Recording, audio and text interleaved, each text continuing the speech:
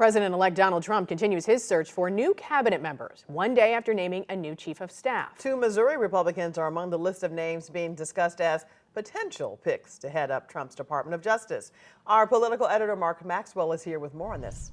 Yeah, Donald Trump's pick to lead the DOJ could carry out the president-elect's agenda on immigration, targeted prosecutions, and could play a key role in implementing a federal abortion policy. Both before and after the election, Senator Eric Schmitt sidestepped direct questions about his future, but did leave a door open.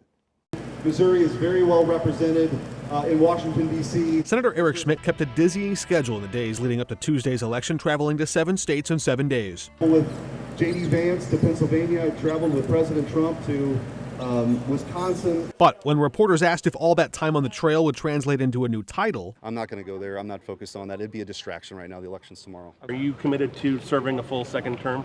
Do you expect to have? I love representing the people of Missouri in the United States Senate, and that is my focus. And any of the other chatter that's out there, that's not coming from me. I'm just trying to help where I can. Schmitt sidestepped those questions and one on whether he'd like to see the Department of Justice do what Senator J.D. Vance wants it to do. Current Department of Justice policy does not treat the 1873 Comstock Act and its obscenity provisions that would ban abortion pills as active statute. They treat it as more of a dead letter. But Senator and Vice President-elect J.D. Vance penned a letter to the AG and urged him to change that policy, to crack down on abortion pills and their mailing across state lines. The FDA considers those medications safe and effective. You did not sign on to that letter. Senator Hawley did. Do you agree the federal government should ban abortion pills?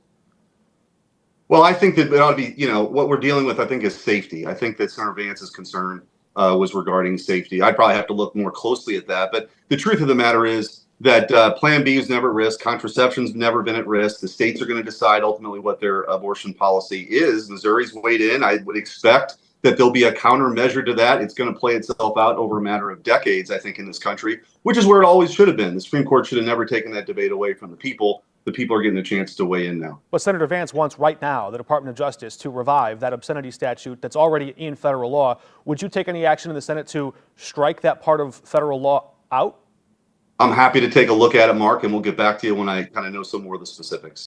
And Missouri Attorney General Andrew Bailey, who replaced Schmitt in that office, is also reportedly under potential consideration.